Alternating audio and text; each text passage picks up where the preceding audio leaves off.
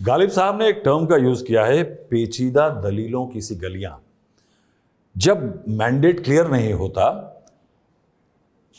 तो उसको समझना पेचीदा दलीलों की गलियों जैसा होता है साहब। उसका जो निष्कर्ष निकलेगा या उसका इंपैक्ट होगा वो भी बहुत कंफ्यूजिंग होता है। इसलिए हमारे जैसे अज्ञानी लोगों को ज़रूरत होती है विद्वान लोगों की, जो इन गलियों के रास्ते गूगल मैप से हमको बेहतर बता सकें। और इस समय मेरे पास दो बहुत विद्वान लोग हैं।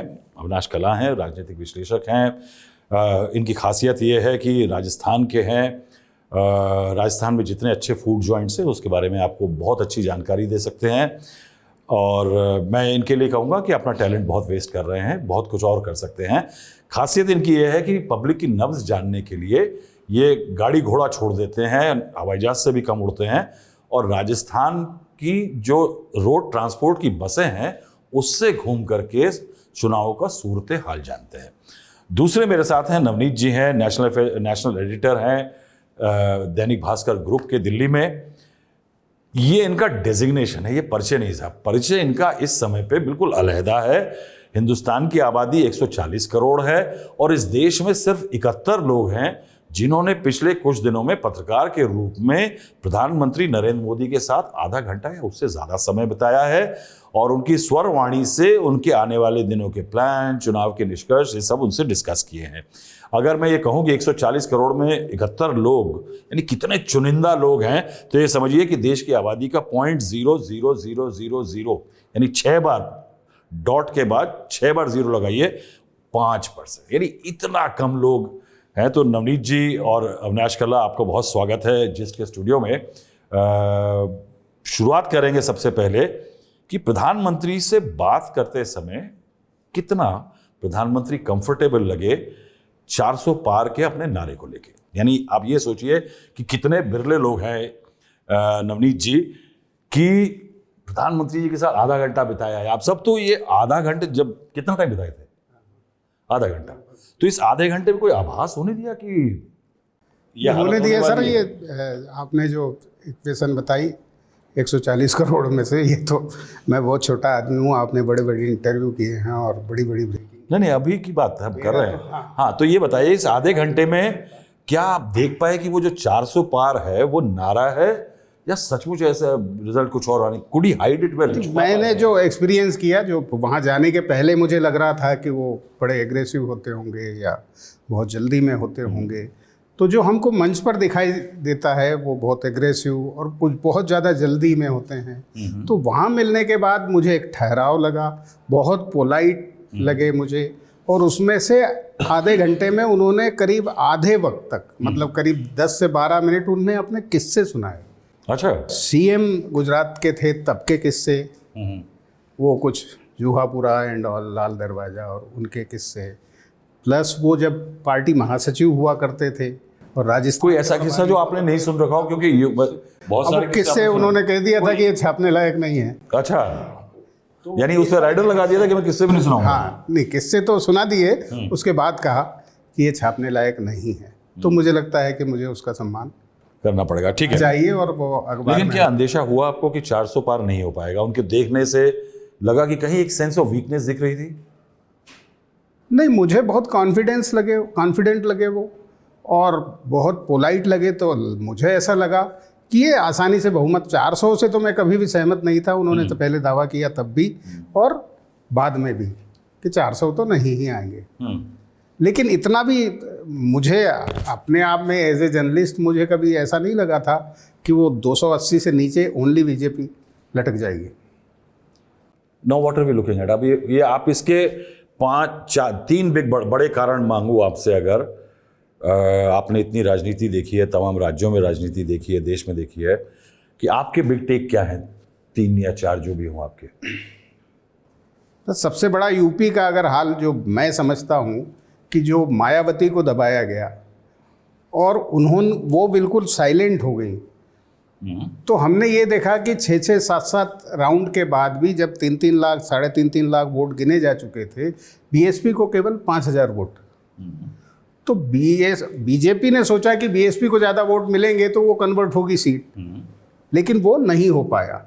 और मुझे लगता है कि वो बीएसपी का वोट भी अखिलेश और कांग्रेस की तरफ चला गया। तो ये सबसे बड़ा नुकसान वहाँ हुआ।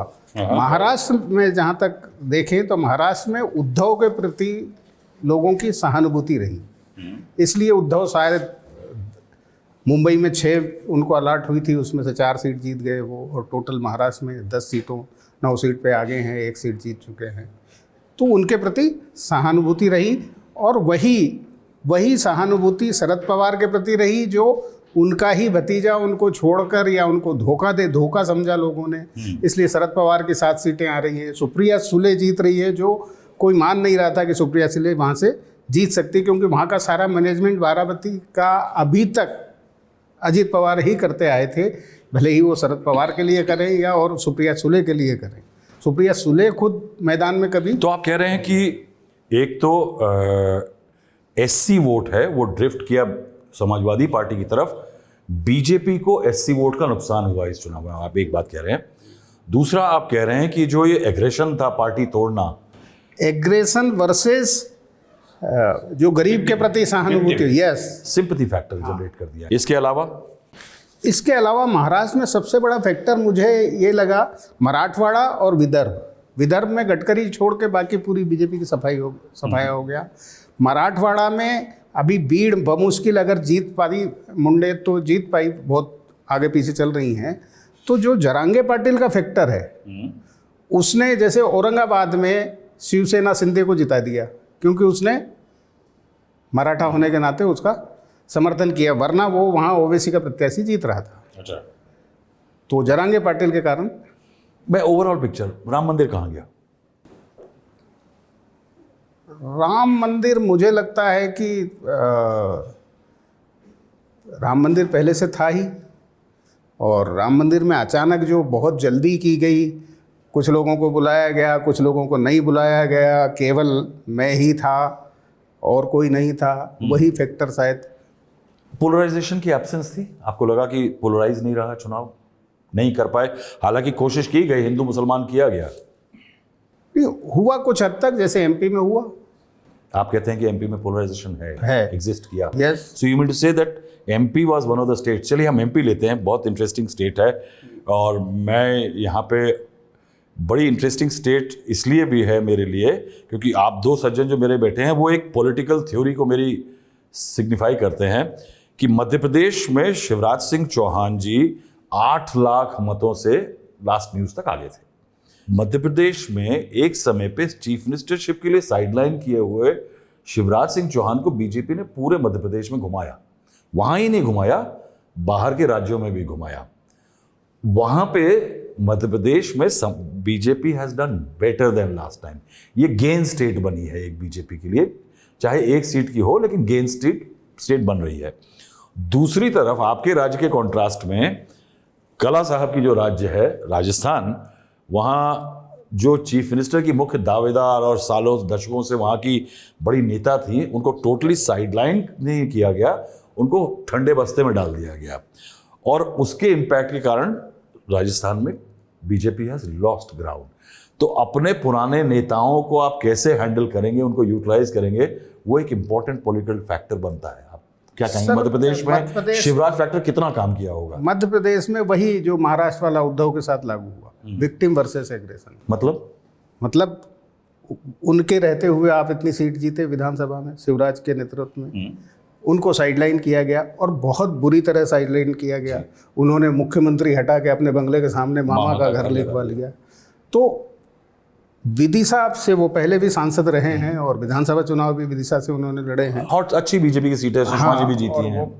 तो उनके प्रति लोगों को ये सहानुभूति थी, वही जो महाराष्ट्र में उद्धव के साथ थी या राजस्थान में वसुंधरा जी के साथ थी। यानी चाहे शिवराज सिंह चौहान बीजेपी के ही विक्टिम थे जी, मगर वो विक्टिम फैक्टर शिवराज के लिए काम आया। बिल्कुल बिल्कुल, कि यार हमारे नेता के साथ अन्याय हो गया। ये यादव साहब को लाने का कोई फायदा हुआ? कोई यादव वोट में इजाफा हुआ? क्योंकि जैसे कि गुना की सीट है, वहाँ यादव वोट बहुत क्रिटिकल था, बड़ी कोशिश कर रहे थे, क्योंकि ज्योतिरादित्य सिंधिया की हार का कारण 2019 में यादव वोट था जी, बड़े हद तक। तो क्या आपको लगता है कि यादव वोट मध्य प्रदेश में थोड़ा बीजेपी की तरफ ड्रिफ्ट किया होगा कि नहीं? ऐसा नहीं है। मध्य प्रदेश का यादव बिहार के यादवों जैसा नहीं है, वो इकट्ठा नहीं है, वो गुना में बिखरा हुआ है, वो कहीं थोड़ा बहुत अशोकनगर में है, फिर उस तरफ बुंदेलखंड में थोड़ा बहुत है। तो वो यादव एक कॉम्पोजिट होमोजेनियस एंटिटी नहीं बनता। तो यादव के चीफ मिनिस्टर बनने से वो उज्जैन के हैं। तो अब आप मुझे ये बताइए कि आप, हाँ, पहले मैं अविनाश से बात कर लूं। सब हुक्म क्या करवा दिया आपने? बड़े साहब ये तो दिख ही रहा था कि होगा। नहीं, कहाँ से दिख रहा था? नहीं देखिए, हम जब आप लोगों के चश्मे ज्यादा माइक्रोस्कोपिक हैं।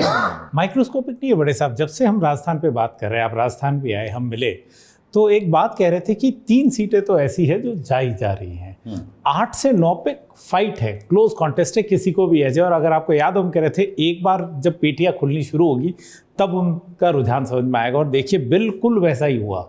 अगर हम एक जयपुर ग्रामीण की सीट हटा दें जो कि 1600 कुछ वोट से अनिल चोपड़ा हार गए, वो का वो रहा। तो इसके बहुत सारे खामियाजे थे और भारतीय जनता पार्टी इसके लिए खुद जिम्मेदार है। जो आपने एक उदाहरण कहा वो बहुत ही पोटेंट बात है, क्योंकि एक तरफ जहाँ शिवराज सिंह को ऑप्टिमम यूज़ किया गया था, वसुंधरा राजे को तो बिल्कुल कॉर्नर कर दिया। आप कई केसेस, एक उनको कॉर्नर किया, उसके बाद क्या वो सल्क भी कर रही थी कि वो निकली नहीं टाइम? मैं आपको उसी पे आ रहा हूँ। वो निकली नहीं। अब उनको किसी ने कहा कि आप पंजाब चले जाइए या कोई गुरदासपुर चले जाइए, तो उन्होंने कहा क्या सब कुछ छोड़ के उधर एक जाऊँ, तो वो शायद गई भी नहीं उधर। पर एक बात आप और देखिए कि वसुंधरा राजे फैक्टर कितना इंपॉर्टेंट था। यहाँ शिवराज ने सहानुभूति ली। राजस्थान का पूरा चुनाव खड़ा हुआ एक सीट पे, वो थी चूरू। राहुल कसवा जब उन्होंने पलटी मारी तो वो राजस्थान में एक दिखी बात कि यार कुछ हो सकता है, कोई लहर और है। कांग्रेस में चले गए। हाँ जी, और कांग्रेस ने टिकट दे दिया उनको। बिल्कुल दिया। राहुल कसवा किसके करीबी है? वसुंधरा राजे के। वहाँ इम्पैक्ट पड़ा। और वो जो टिकट कटा उनका, उसके भी कारण थे। उसके पीछे भी एक नेता साहब उसके पीछे कारण थे राजेंद्र राठौड़। तो वो तो यानी बीजेपी की इनफाइटिंग जो थी। अभी मैं आपको इनफाइटिंग बीजेपी का आलम बताता हूँ। मतलब ये जो कहते हैं ना कि चाणक्य रणनीतिकार, अगर ये इतने बड़े थे तो ये राजस्थान क्यों नहीं देख पाए? उनकी जो जीत थी विधानसभा में, वो उनकी जीत नहीं, कांग्रेस की हार थी। कांग्रेस डिवाइडेड हाउस था और उसका नतीजा सबने देखा। लेकिन जैसे तैसे उनकी पॉपुलैरिटी थी, वो 70 सीट पे रहे। इस बार कांग्रेस की तरफ से एक अच्छी बात ये रही कि जो उनका प्रदेश का नेतृत्व था, गोविंद सिंह डोटासरा, ही वॉक्ड अ टाइट रोप, और उन्होंने सबका सामंजस्य बनाए रखा। मतलब पिछली बार तो उनकी मजबूरी थी कि अशोक जी का चेहरा आगे था। इस बार वो उन्होंने अशोक गहलोत को भी, जो उनकी डिमांड थी उधर रखी, उन्होंने सचिन पायलट को भी साथ लिया, सबको साथ लेके आए। और परिणाम आज देखिए आप, 11 सीटों पे कांग्रेस और सहयोगी आ गए। तो वसुंधरा राजे जी से पहला छिटका राहुल कसवा। अगर मैं कहूँ कि दूसरा सुनिए, हाँ, मैं अगर कहूँ कि वसुंधरा राजे से कैंपेन, हाँ सॉरी आप खत्म कर लीजिए। क्योंकि वसुंधरा से बहुत चीजें जुड़ती है। दूसरा वसुंधरा राजे का हुआ, आप देखिए प्रहलाद गुंजल कोटा से हटे, उनको कांग्रेस ने टिकट दिया। ओम बिरला के सामने जब मैंने लास्ट देखा था तो कुछ 38,000 वोट्स पीछे थे। लेकिन लोकसभा अध्यक्ष जो बड़े नेता, कद्दावर नेता है, और उनके सामने 50,000 की भी अगर मार्जिन विक्ट्री नहीं हो तो मुश्किल होती है। तो वहाँ से पूरा जो बूंदी और हाड़ौती वाला वोट था वो छिटका उनके हाथ से। अब आइए आप ईस्टर्न राजस्थान में, जहाँ से भारतीय जनता पार्टी ब्राह्मण फर्स्ट टाइमर को मुख्यमंत्री बनाती है, भजन लाल को, वहीं भरतपुर हारती है। भरतपुर, करौली, धौलपुर दोनों सीटें हारी। और वो किसके नज़दीक लगती हुई सीट है? वसुंधरा राजे का एरिया आता है, धौलपुर वाला। तो आप देखिए वसुंधरा राजे को बिल्कुल साइड। और ये भी है कि कहते हैं कि कुछ सीटें ऐसी थीं जहां वसुंधरा जी एक बार घूम लेती तो उसका इम्पैक्ट पड़ जाता। बिल्कुल इम्पैक्ट पड़ता। जैसे कि, और ये भी कहते हैं कि एक बड़ी हॉट सीट जो राजस्थान की, जो कैंडिडेट सबसे ज्यादा चमका इस बार राजस्थान चुनावों में, वो रविंद्र भाटी। बिल्कुल। और ये हम आकलन लगा रहे थे कि अगर रविंद्र भाटी ज्यादा जोर लगाएंगे और बीजेपी जोर लगाएगी, उसका हम लोगों की बात हो गई थी कि शुरू में कि इसका फायदा कांग्रेस को मिलेगा। बिल्कुल मिलेगा। और रविंद्र भाटी उसी से जीती है। रविंद्र भाटी हार गए हैं। क्या आपको लगता है कि रविंद्र भाटी को खोना भी, वो मेरे ख्याल से 7-8 दिन के लिए बीजेपी में थे, वो खोना भी एक फैक्टर था? क्या है कि बीजेपी की स्पेशलिटी ये थी कि वो टैलेंट अगर है, विनेबिलिटी, तो उसको एक्वायर करती थी, रिटेन करती थी। एक और बात सुनिए आप, ये अभी खोया जो खोया, लोकसभा चुनाव जब घोषित हुए और पहली सूची में कैलाश चौधरी का नाम था, रविंद्र भाटी उस वक्त लंदन में थे और कैलाश ने उन्हें उसी वक्त रीच आउट किया। वो वहाँ से भी प्रयासरत थे कि उनको भारतीय जनता पार्टी से बातचीत चल रही थी कि अगर उनको सीट मिल जाती, आपने विधानसभा में खोया, आप चाहते और अगर आपको ग्राउंड पता होता तो आज अगर वो 7 होते, वो 1 लाख कुछ हज़ार वोट से हारे, जबकि कैलाश 2.5 लाख वोट है। तो रविंद्र और कैलाश का अगर वोट जुड़ता है तो वो सीट निकली हुई थी। तो कहीं ना कहीं रविंद्र सिंह को हैंडल भी नहीं कर पाए, उनको मनाया भी जा सकता था। अगर एक और वसुंधरा जी का जो बड़ा नुकसान भारतीय जनता पार्टी ने देखा है कि वसुंधरा जी अगर लीड कर रही होती कैंपेन को, तो आप देखिए रविंद्र सिंह भाटी जो नाराज हुए, या उधर चंद्रभान सिंह आकिया थे, बाबू सिंह राठौड़ भी नाराज थे, कई नाराजगियां थी। ये सारी नाराजगियां एक फोन कॉल से मैनेज की जा सकती थी। आप राहुल, यानी वो वसुंधरा फैक्टर है, बिल्कुल फैक्टर है। Vasundhara still remains an X factor जो बीजेपी ने यूज ही नहीं किया। ये बताइए अविनाश जी, आप बहुत बड़े किस्सा गोई हैं, कोई एक किस्सा ऐसा बताइए कि जिससे आपको लग गया कि अब थोड़ी नाव में छेद होने वाले हैं, पानी आ जाएगा। देखिए, वो जो किस्सा बदला वो था चूरू का किस्सा, और किस तरीके से राहुल कस्वा चेंज हुए, ये हलचले कैसे राहुल कस्वा ऐसे बगावत में क्यों आए, यानी थोड़ी सी उसकी कहानी सुनाइए। देखिए, ये बगावत की कहानी पुरानी है। एक ज़माना था जब राहुल कस्वा के पिता राम सिंह कस्वा और राजेंद्र सिंह राठौड़ जय वीरू होते थे। अच्छा। राजेंद्र सिंह राठौड़ इस बार चुनाव जरूर आ रहे, पर कम नेता होते। राहुल सर, आपने तो इतने देखे हैं, 7 चुनाव लगातार उसी बेल्ट से जीते, 6 बार चूरू से और 1 बार तारानगर से। तो बिल्कुल मंझे हुए नेता, वो राजपूत नेता और जाट नेता थे राम सिंह कस्वा। इन दोनों की बहुत अच्छी ट्यूनिंग थी। राजपूत वोट वो उनको दिलाते, जाट वोट वो दिलाते, साथ चलते, इन टैंडम काम करते थे। पर राहुल कस्वा ने वो किस्सा पब्लिक नहीं किया, पर वो रोज़ कहते हैं, काका जी 15 साल पहले ऐसा क्या हुआ कि मामला छिटक गया। तो दोनों के बीच में कोई क्या हुआ, ये कोई ओपनली नहीं बोलता। तो दोनों, यानी राजेंद्र राठौर, आप इससे पूछो तो वो कहेगा उससे को बोल, उससे को पूछे, पर खटपट हुई और वो इक्वेशन टूटी। तो क्या आपको लगता है कि राजेंद्र राठौर जी ने सेबोटाज किया राहुल कस्वा का केस, टिकट मिलना? कहना तो यही है, और राहुल कस्वा ने एक बहुत बड़ी सिंपैथी अपने लिए गेन कर ली कि नहीं, सिंपैथी बाद में, पहले ये बताइए कि क्या उनका टिकट कटने में राजस्थान बीजेपी के टॉप लीडर्स का हाथ था? बिल्कुल था, बिल्कुल था। और उसका कारण ये था कि आपसी रंजिश उनकी, आपसी रंजिश उनकी, और नहीं, आपसी रंजिश और वसुंधरा से नजदीकी ने उसको, और वो जो कहते हैं ना कैटलिस्ट का काम किया। जब वसुंधरा राजे ने अपनी बर्थडे मनाई थी सालासर बालाजी की तरफ, उनका एक बड़ा आयोजन हुआ था, तो उसमें सबसे मुखर आवाज उनके लिए जो थी वो राहुल कस्वा की थी। और ये राठौड़ जी को खटक गई होगी। ये राठौड़ जी को कस्वा खटक रहे थे, वसुंधरा जी का साथ जो है वो हाईकमान को खटका, तो 2 खटक एक साथ जुड़ी और उनका खटाखट टिकट हट गया। तो अब एक सेकंड, आपने जो किस्सा गोई की बात करी, पर राहुल इतना प्रैग्मेटिक था और उनके पिता, उन्होंने बैक चैनल से बात करनी शुरू करी कांग्रेस में। कांग्रेस भी कंफर्म नहीं थी। गोविंद सिंह डोटासरा ने वो पूरी इंजीनियरिंग करी, वो इतने कॉन्फिडेंट नहीं थे, क्योंकि भाजपा में क्या है, प्रधानमंत्री भी फ़ोन कर देते हैं, फिर वो वीडियो वायरल हो जाता है, मेरा तुम पे हक बनता है, मैं कह तो सकता हूँ। तो कांग्रेस सधी हुई थी। उन्होंने कहा, अगर आपका टिकट कटता है और आप कॉन्फिडेंट रहते हो कि नहीं हटोगे पीछे, तभी मेरे पास आना। तो गोविंद सिंह ने उनको टेस्ट किया।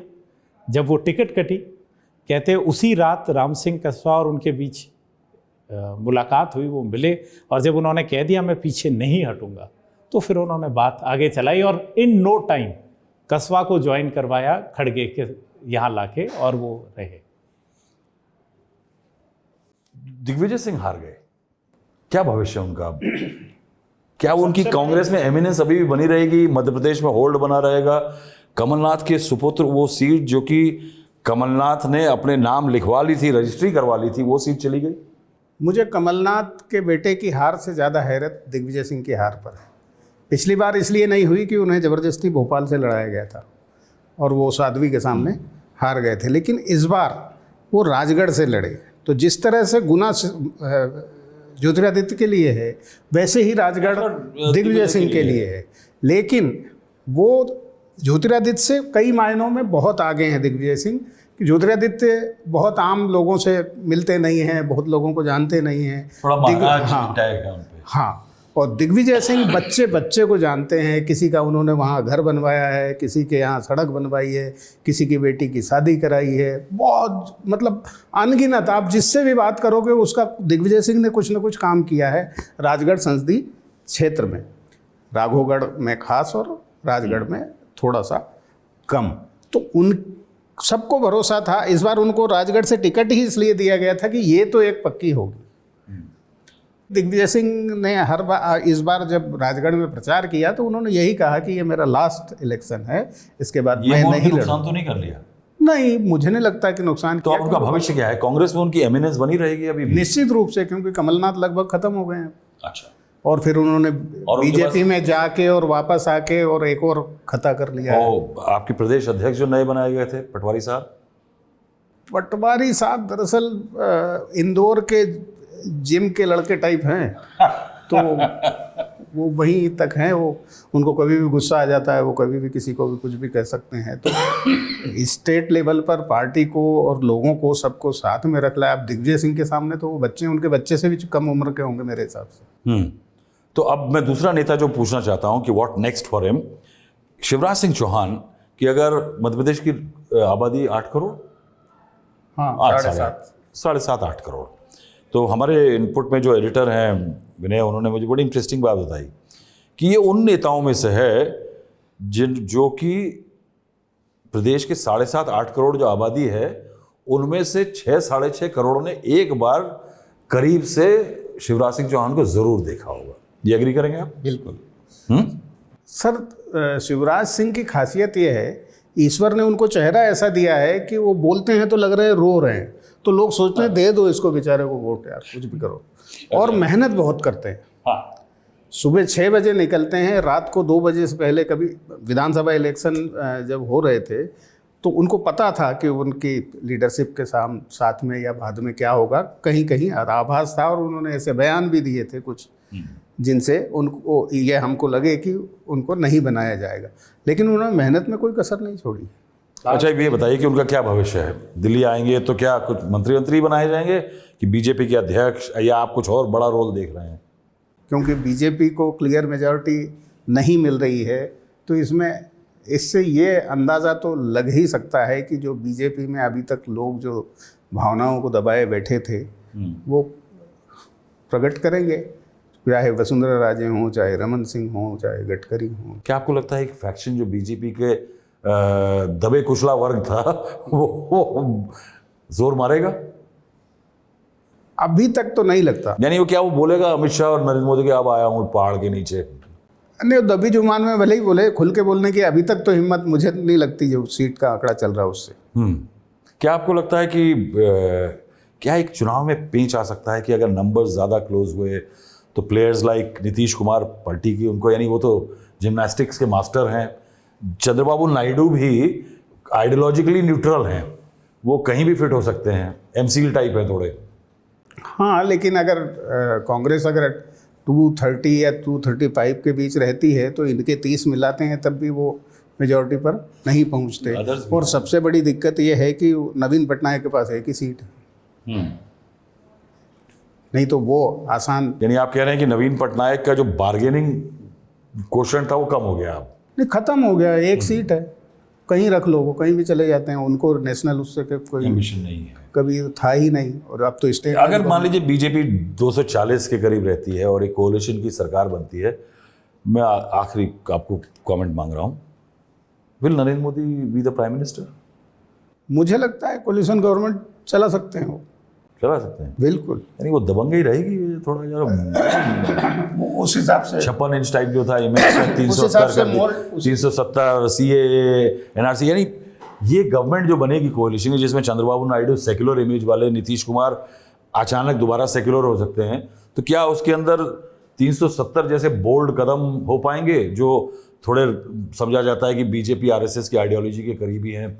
आपको UCC की बात हो रही है, NRC को आगे बढ़ाना है, तमाम चीज़ों को, क्या वहाँ थोड़ी सी ब्रेक लगेगी? अब हो सकता है वो मुद्दे कुछ रुक जाएं, लेकिन मुझे ऐसा लगता है कि मोदी जी अगर दबंगई से सरकार चला सकते हैं तो मुलायम होकर भी चला सकते हैं।